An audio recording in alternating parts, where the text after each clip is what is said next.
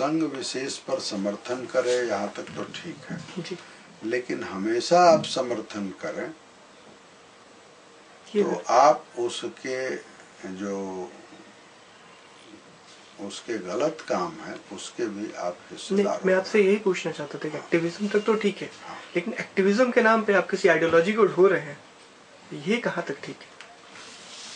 पहली बात यह कि आइडियोलॉजी को अगर ढो रहे हैं जी तो कोई हर्ज नहीं है। मैं फिर आपसे कहता हूँ जी कि किसी विचारधारा से आप भी प्रतिबद्ध हैं जी, तो उसमें कोई हर्ज नहीं। जैसे उदाहरण के लिए हम बताते नहीं, हैं, पत्रकारिता में अगर आप किसी आइडियोलॉजी के साथ अगर खड़े होते हैं तो कहीं ना कहीं आपकी पत्रकारिता प्रभावित तो होगी उससे। नहीं होती है जी। आइडियोलॉजी के साथ जब आप व्यक्ति को जोड़ करके उसका घालमेल करते हैं तब पत्रकारिता प्रभावित होती है। जी, दोनों में फर्क है। जी। मान लीजिए जैसे आइडियोलॉजी के तौर पर 3 आइडियोलॉजी है जी।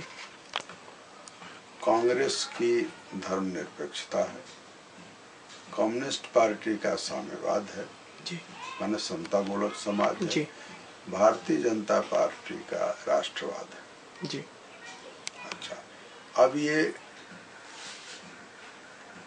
कांग्रेस अगर दंगे कराती है जी और कांग्रेस ने दंगे कराए हैं इस देश में, जी जी जी जी, परंतु धर्मनिरपेक्षता के नाम पर आप दंगे कराने वाली पार्टी का भी अगर समर्थन करते हैं तो आप आइडियोलॉजी नहीं ढो रहे हैं, आप आइडियोलॉजी के आवरण में कांग्रेस के कार्यकर्ता की भूमिका में है, पत्रकार की भूमिका में नहीं। बस यही मेरा सवाल यही है, आइडियोलॉजी के अर्थ में आइडियोलॉजी नहीं है। उसी तरह से अगर आप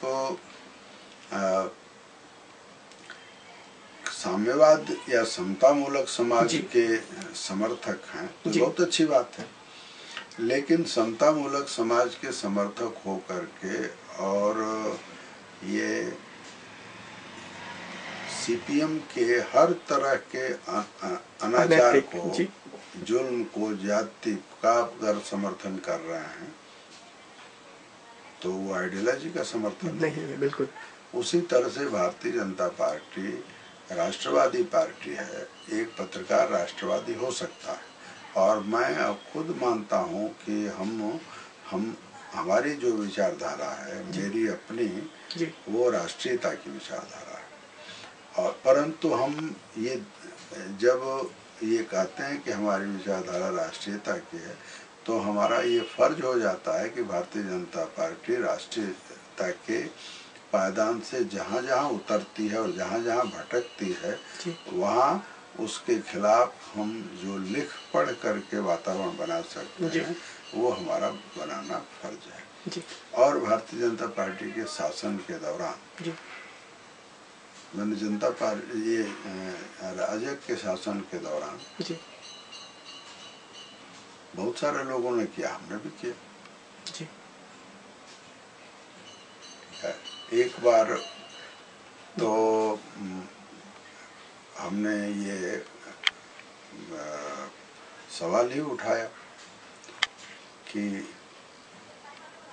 राष्ट्रीय स्वयंसेवक संघ के सरसंघ चालक हमको ये बताएं कि ब्रजेश मिश्रा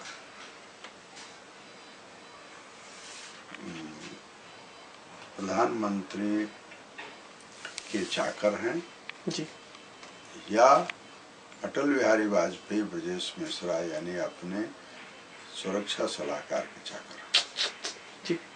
क्योंकि हमने ये सवाल इसलिए उठाया क्योंकि सरसंघ चालक तब के सुदर्शन जी हमला ब्रजेश पर कर रहे थे।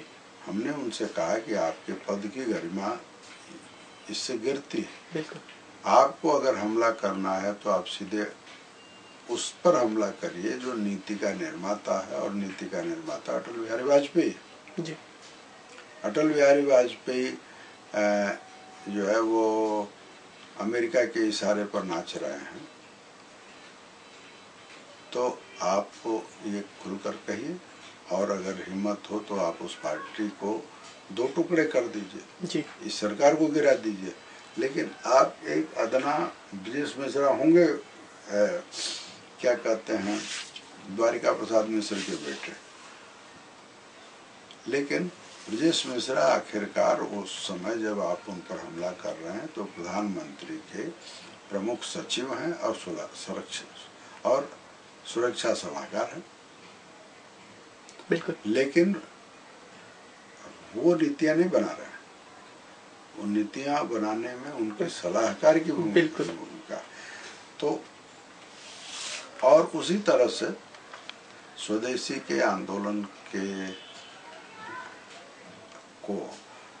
साथ जो मजाक राजग शासन ने किया, तो कोई राष्ट्रीयता को मानने वाला पत्रकार राजग के नीतियों का समर्थन नहीं कर सकता।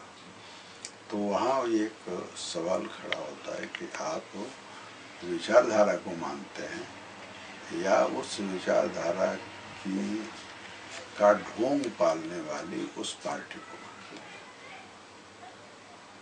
जी, एक चीज और जो हमेशा देखने को मिलती है, राष्ट्रीय स्वयंसेवक संघ के जो सरसंघचालक है, उनको लेकर जो राष्ट्रवादी विचार के जो पत्रकार हैं, वो काफी सतर्क होते हैं कुछ बोलते हुए, और उनको राष्ट्रीय स्वयंसेवक संघ के सरसंघचालक को ईश्वर की तरह स्थापित किया जाता है। उनके लिए अगर कोई सवाल, आप क्रिटिकल नहीं हो सकते, आप राष्ट्रवादी विचार को मानने वाले पत्रकार हैं, तो आप उन पर सवाल नहीं खड़े कर सकते। इस तरह का माहौल बहुत है नहीं, जहाँ तक मुझे लगता है जी। कभी रहा होगा, तो कभी रहा इसलिए होगा क्योंकि राष्ट्रीय स्वयंसेवक संघ के सरसंघ चालक पद पर जी 1973 तक जो व्यक्ति था, जी, जिनका नाम था माधव सदाशिव गोलवलकर, जो गुरुजी के नाम से जाने जाते थे, तो गुरुजी का व्यक्तित्व बहुत ऊंचा था जी। और गुरुजी ने संभवतः विचारों से, सिद्धांतों से कभी कोई समझौता नहीं किया जी।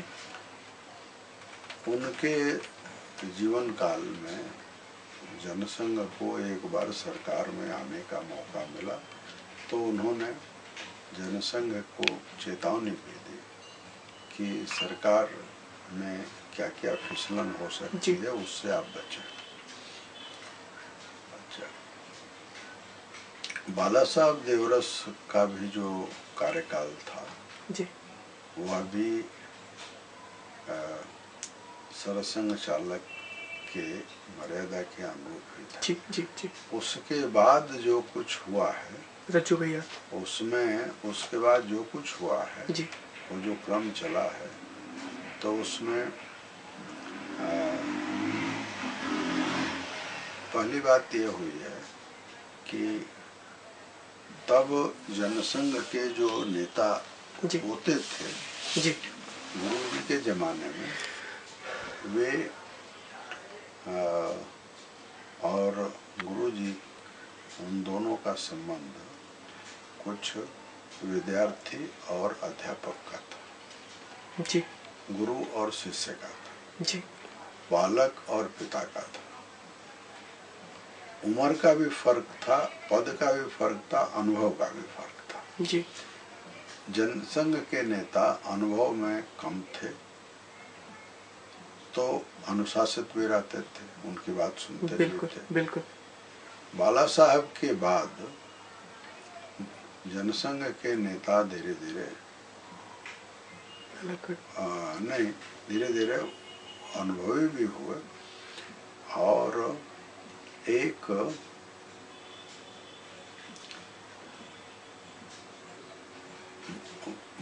संघ जो है जी, उस बरगद की तरह हो गया जिसका जो मूल तना है जी, वो है या नहीं है इसमें भ्रम होने लगा, और जो उसकी जो शाखाएं हैं वो खुद भी तने के बराबर खड़ी हो गई जी। तो इसलिए वो पुराने संबंध बदल गए और संबंध करीब करीब बराबरी का हो गया। नहीं, जनसंघ में पहले ये नियम भी तो था, जनसंघ की सदस्यता अनिवार्य थी पहले, बाद में वो नियम भी, ये नियम मेरी जानकारी में ऐसा पहले जनसंघ में और बीजेपी में भी काफी लंबे समय तक ये नियम रहा। मेरी जानकारी में नहीं है, मैं नहीं जानता कि कितना आप सही कह रहे हैं। जी जी। मेरी जानकारी में ये नहीं है कि संघ की सदस्यता अनिवार्य थी। जहाँ तक मुझे लगता है कि ये कभी नहीं थी, नहीं लंबे समय तक नहीं थे। मैं आप पता कर लीजिएगा। संघ और जनसंघ के संबंधों में ये जो पालक और पोषक का संबंध है जी जी जी जी, वो कुछ दिनों तक चलता रहा। उसकी वजह ये थी कि जनसंघ शैशवावस्था में था जी। लेकिन उस समय भी सिद्धांततः जनसंघ के दरवाजे गैर संघ वालों के लिए भी खुला रहता था। जनसंघ के जमाने में कोई बड़े जनसंघ के नेता जिनका संघ से कोई ताल्लुक नहीं था? बहुत लोग थे, जैसे खुद श्यामा प्रसाद मुखर्जी। नहीं, श्यामा प्रसाद मुखर्जी तो का संघ से कोई संबंध। ऐसे तो गुरुजी के लिए भी हम कह सकते हैं, वो भी कभी शाखा में नहीं गए गुरुजी। मैं आपको नाम गिना जी जी जी। नंबर 1 अटल जी के तो राजनीतिक गुरु ही रहे। छोड़ दीजिए जी। पहली बात है कि सिद्धांततः जनसंघ का जो आप संविधान देखेंगे जी, जनसंघ के जो दस्तावेज देखेंगे तो आप उसमें पाएंगे जी कि जनसंघ में संघ के लोग हैं, संघ के स्वयंसेवक हैं, लेकिन अगर कोई दूसरा आता है तो उसके लिए कोई रोक नहीं है, पहली चीज। और जनसंघ में संघ का सदस्य होना ही अनिवार्यता भी नहीं है और ये किसी भी फ्रंट ऑर्गेनाइजेशन में संभव नहीं है। पहली चीज व्यवहारिक भी नहीं है, संभव नहीं है। अच्छा, अगर जहाँ तक ये रहा है कि जनसंघ के अध्यक्षों में मुझे 3-4 नाम याद हैं जिनका संघ से कोई संबंध नहीं था, जिसमें नंबर 1 डॉक्टर मुखर्जी खुद थे। हाँ, डॉक्टर मुखर्जी हिंदू महासभा के नेता थे जी। जवाहरलाल नेहरू के मंत्रिमंडल में उद्योग मंत्री थे जी। और बंगाल के यानी 47 के बाद जो बंगाल का बंटवारा हुआ उससे वो विक्षुब्ध थे और हिंदुओं के साथ जो अत्याचार हुआ उससे पीड़ित थे जी। तो उन्होंने मंत्रिमंडल छोड़ा और वो हिंदू महासभा को उस समय की परिस्थितियों में अपर्याप्त मानते थे जी। उन दिनों संघ के कुछ और स्वयंसेवक भी इस बात के मंथन में थे कि एक नया राजनीतिक दल बनना चाहिए। तो दोनों का सहयोग बना और डॉक्टर मुखर्जी पर जाकर के बात टिकी जी। डॉक्टर मुखर्जी ने फिर जो के नेतृत्व में जो जनसंघ बना तो पहल डॉक्टर मुखर्जी की जिसमें जनसंघ ने मदद की और मदद के तौर पर दीनदयाल उपाध्याय को उन्होंने जनसंघ में डाला जी। कहिए जी जी। लेकिन डॉक्टर मुखर्जी का संघ से उस तरह का कोई संबंध और कौन कौन लोग थे? डॉक्टर मुखर्जी, डॉक्टर रघुवीर जी, और रघुवीर से पहले मौली चंद शर्मा, पंडित मौली चंद शर्मा जी। और इस तरह से आप देखेंगे तो बाद में हालांकि वो अध्यक्ष नहीं बने लेकिन छठे दशक में तो ऐसे नामों की बड़ी संख्या है जैसे खुद राजमाता विजयराजे सिंधिया जी। नमस्कार राजकुमार जी।